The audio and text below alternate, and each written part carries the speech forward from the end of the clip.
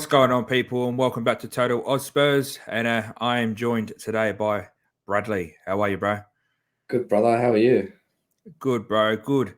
A lot to talk about. We haven't been on for a little while. We've all been recovering. My partner has currently been really sick, and Brad is still recovering from coming back from his time off from his wedding. So we have been quite slacking on the videos, guys, but the season is about to start. So you know that we are going to be back with the videos and the live watch-alongs. And before we get into it, guys, make sure you like and subscribe to the channel. Appreciate everyone that joins and comments on down below as well. And hit that bell button for all notifications for all our content. But we appreciate you guys anyway. You've been giving us some love lately. But Brad, we beat Shakhtar 5-1, convincing win.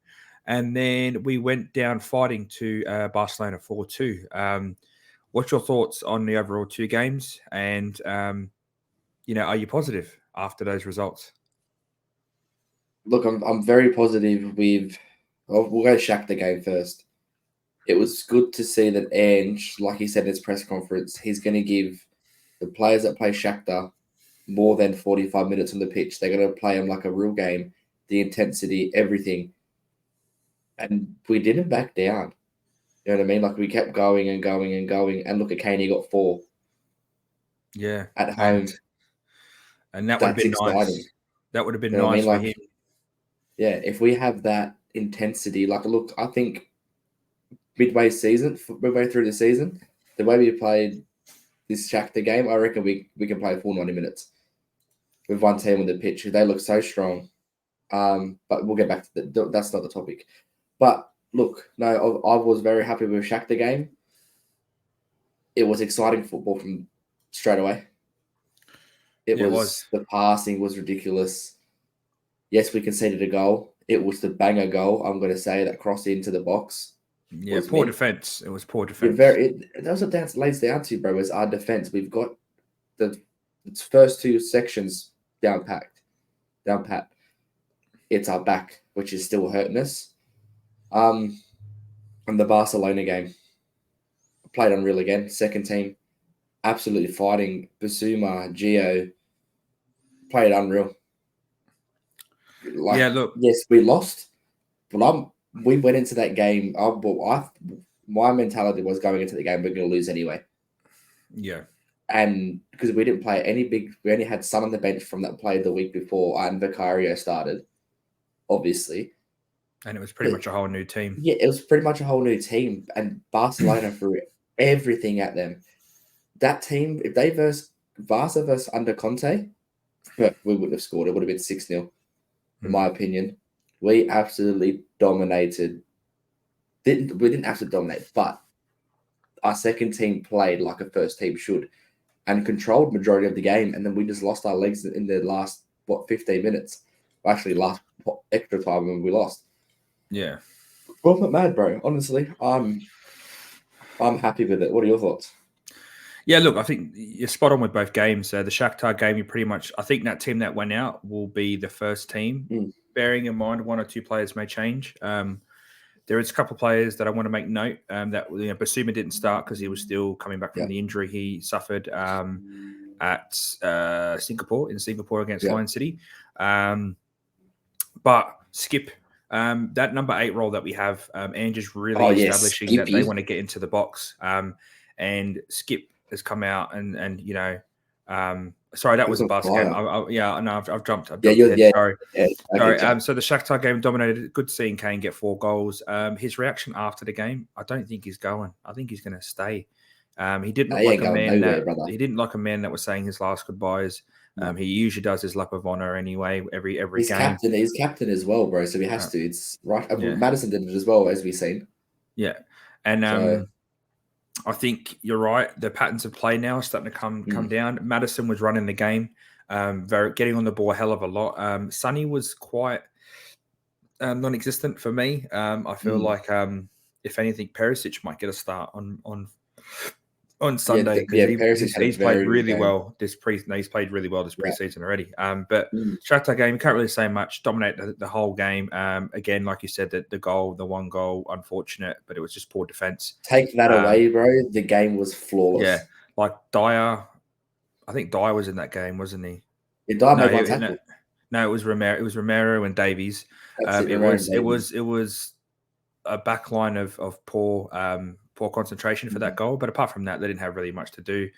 And Vicario couldn't do much on the save. So going into the Barcelona game, good saves as well, though, Vicario for that game. No, well, that's what I'm going to do. That was the Barcelona game. That's right. Yeah. Yeah, the Barcelona game. So playing the second string team pretty much. Apart from Basuma, I think Basuma will start. But Basuma and Lo Celso was dominant. I'm telling you, I don't want Ndombele to come back. Lo Celso looks like a different player in this team. Seeing this now, I 100% in this agree. system, and I could, if he's him, Madison, and he's playing the number 8 and getting in the box like Skippy was, it's going to be a very good season in midfield. Got a double, but I will. Yeah, sorry.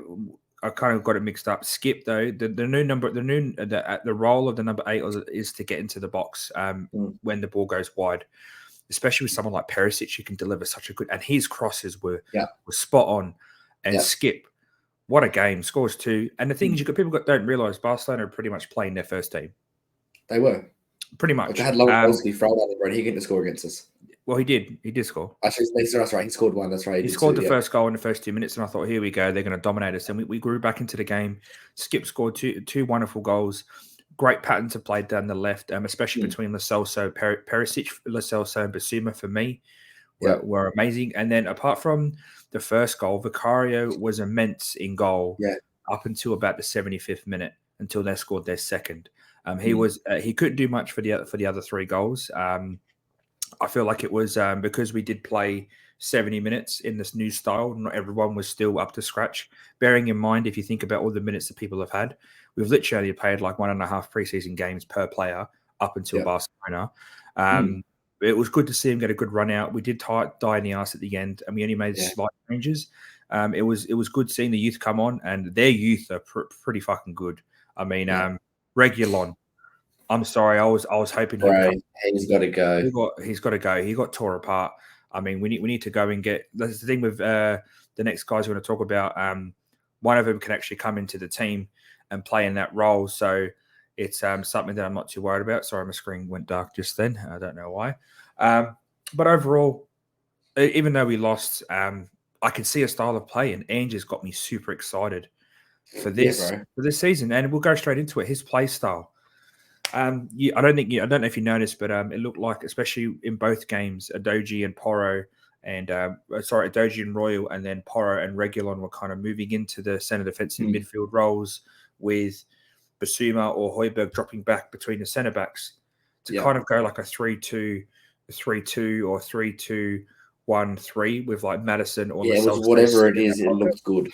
And what's crazy to me is the fact that these players are now confident in playing this one touch, one pass, moving into space, and it's nice to see.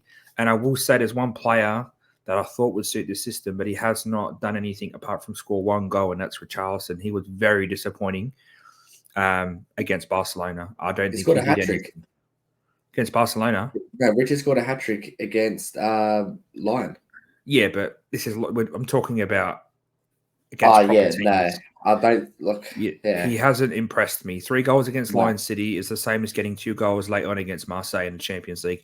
It isn't enough. He didn't look like he knew what he was doing. He wasn't really connecting, and his shot that he made, if that was Kane, that was getting buried top corner.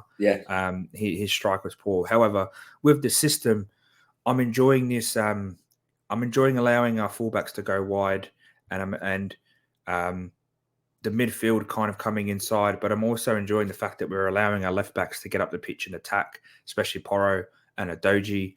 And then we're allowing Madison and Lo Celso in that advanced attacking role, midfield role, to kind of control the midfield.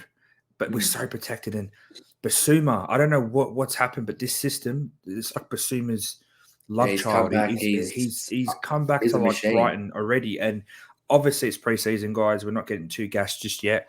But if he brings that type of work rate into the season, it's like a new signing. Yeah, we didn't see the best of Basuma last season, and now we're seeing what Basuma can do. If he can keep that full season, no injuries, with Madison, no injuries, really any player with no injuries, look, I'm not going to say we're not winning the league. No, I don't need to get top 4, to be No, honest. but if we can get top 4 and get another trophy, we haven't even got one in a while. Well, if we get another league trophy, whatever it is, you know what I mean? We get a trophy, that's success in Andrew's books and for the players. And if we get on a roll like that, and the players, you know what I mean, they're in with Ange, bro, bring it on. This season's going to be very exciting at Tottenham, I think. I think it's going to be an exciting season for the Premier League as well, because a lot of teams aren't going to be able to cope with the attacking threat that we have. We have great attacking players. I don't know why my screens keep turning off, guys. Sorry. It's a bit dark at the moment. We've got great attacking players. You know, Kane, Son, Kulu, Solomon looks like he's a great player. Perisic on that left-hand side. You know, Richarlison, if he can bring it in. Lo Celso and you add Lo Celso and Maddison to that with Porro's crossing and Adoji's attacking threat. We've got a lot going forward. And with Ange's play style, it's exciting. It's what everybody wanted.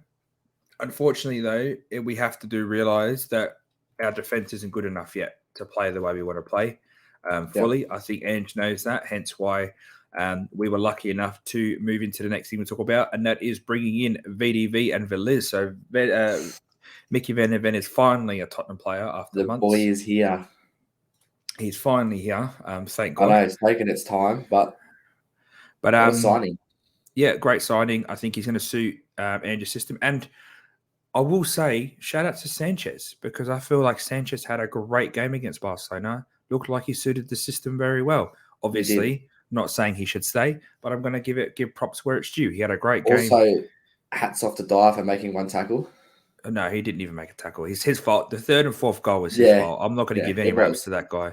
But Mickey Van der Ven is in. He's quite tall, very, very quick. We all know we all know what he brings. But are you excited? Do you think he's going to come straight in against Brentford, or do you think they're going to ease him into it? No, like I said to you, I forget when I said it to you. In the last stream, or it was just on the phone to the day. I think Van der Ven's going to come in late in the second half against Brentford, or if he impresses Ange in the coming 3 days, he's going to start. Honestly, I think Ange is pretty much going to say you're in. Well, I think Ange's type of coach. It's like if you're showing it, and if it, because he wanted Van der Ven when he was at Celtic, so for him, he already knows. So I think he knows he's identified that's the player that I need to suit my system, and he would have paired Carter Vickers up in Celtic. So I mean, for me, if he's good enough, stick him straight in. We need someone next to Romero. But I'm excited to see what he's and people at the stadium saw him, so we all knew we were getting him. But this he got off the plane straight to the stadium, bro. Like he got off the plane, I think half an hour before the game started. I seen his flight. Yeah, and then he was at the game straight away before he went for his medical.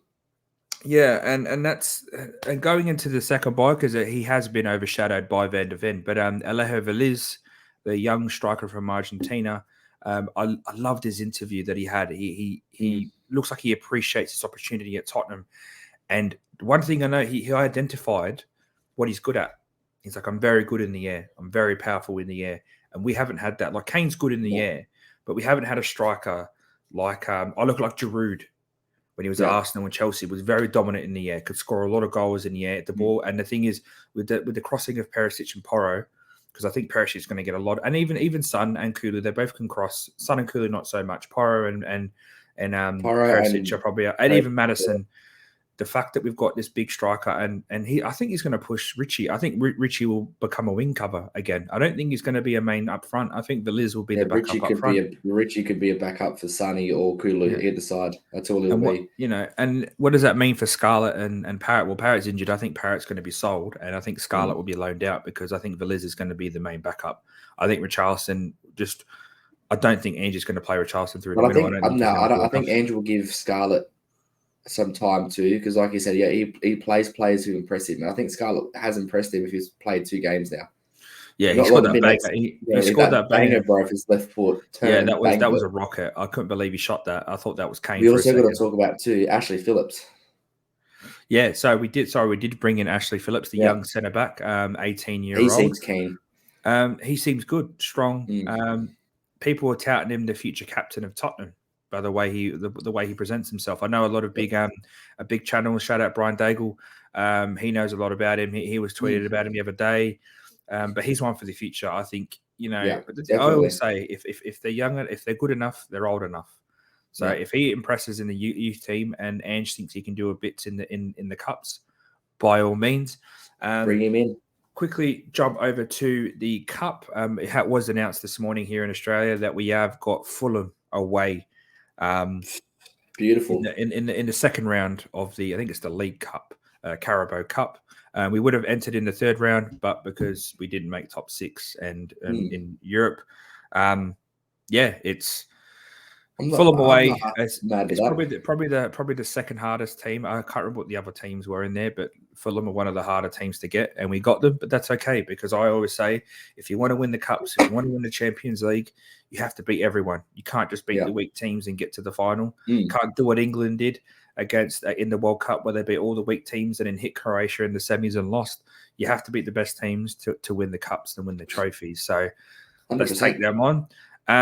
And before we jump off to the last little bit before we head off, guys, because it is going to be a quick little roundup. Shout out to the England girls who are now in the quarterfinals of the Women's World Cup. That penalty shootout had my heart coming out my chest. We were sitting there watching the game and watching the penalty shootout before we went to bed. As they took on Nigeria, it was very intense. We're actually trying to, because we're in Australia and it could tee up that England play Australia in the semi-final. Me and Brad are actually trying to tee up tickets to go and watch the women's English team. If guys you don't know and you're joining us new, we are Englishmen living in Australia, but that's why we love Tottenham and not the teams like Arsenal and that who are always broadcasted everywhere. But yeah, shout out to the Lionesses and even the Matildas. They lost their best player, Sam Kerr, for most of the tournament already, and she's they've back been doing well. So let's hope we see them in the semis. But going on to this weekend, Brad, and this is the big thing that's coming up. We have Brentford away this Sunday here in Australia, or around the world. It's 11 o'clock, 11 p.m. We will be doing a live watch along for that game, first game of the season. Looking at what we've done so far and the transfers and the play style, how are you feeling on that first game? Well, I'll just say this. This is the stats from the 3 games under Andrew, right? Just before we go into that, it's 13 goals, 5 conceded with the fullback at centre back, 101 shots, 44 shots on target, average ball possession 73%, 2,131 passes, and average accuracy of passes 91%. If we seem to dominate with the possession, we do. We verse teams 70% to 30%, you know what I mean? Possession on teams in the first half. If we bring that out, they haven't got Tony. They've lost Raya now to Arsenal. I'm not trying to be cocky, but I'm not worried about that Brentford game, because if we can play what we're playing, it will be, and we've got our centre backs that we need now, and they're playing, they can defend. Boys, go nuts. It'll be a 3-1 or 3-0. I was about to say my heart says 3-0. My head says 3-1. But I think we're going to dominate that game. I think we're going to overrun them in midfield. I think, especially if we play Gio, Basuma, and Madison. Gio and Basuma are going to just run rings, especially Doji and Son and Kulu and Royal. Personally, I would start Perisic. I think Perisic actually, you know what? Yeah, Perisic and then bring a Doji in.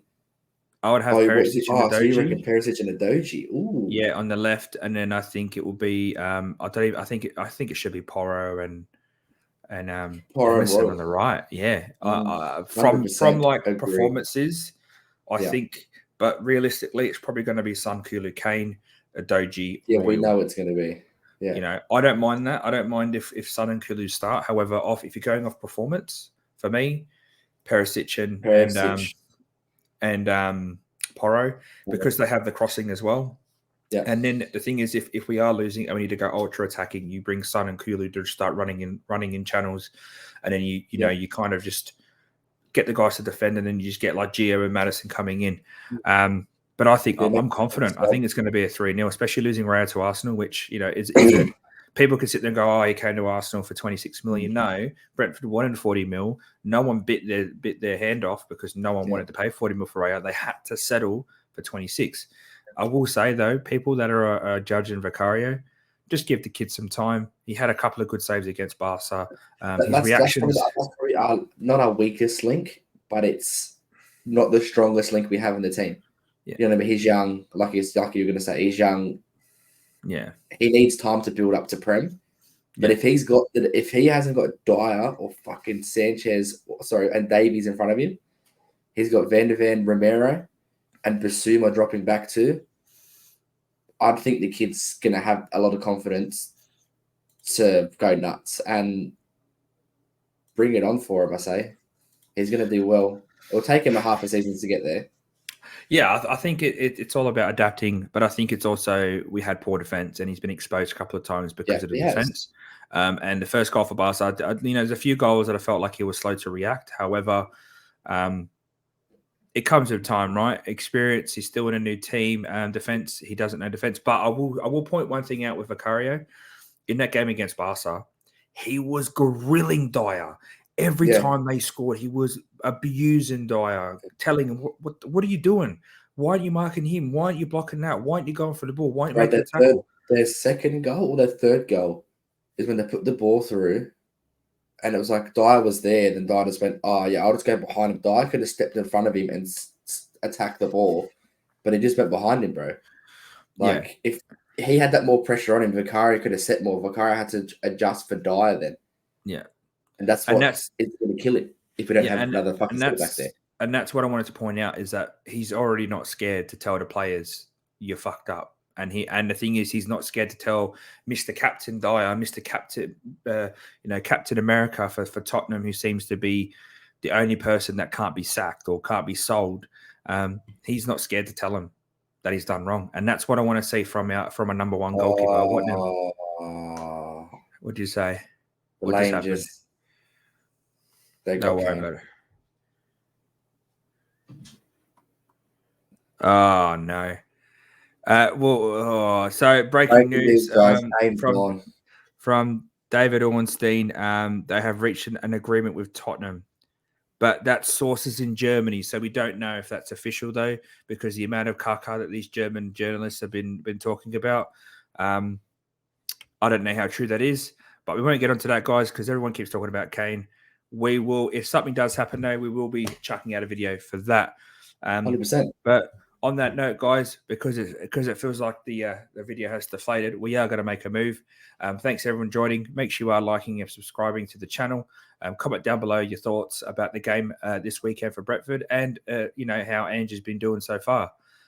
Take it easy, stay safe, and as always, stay Spursy. Stay Spursy, people.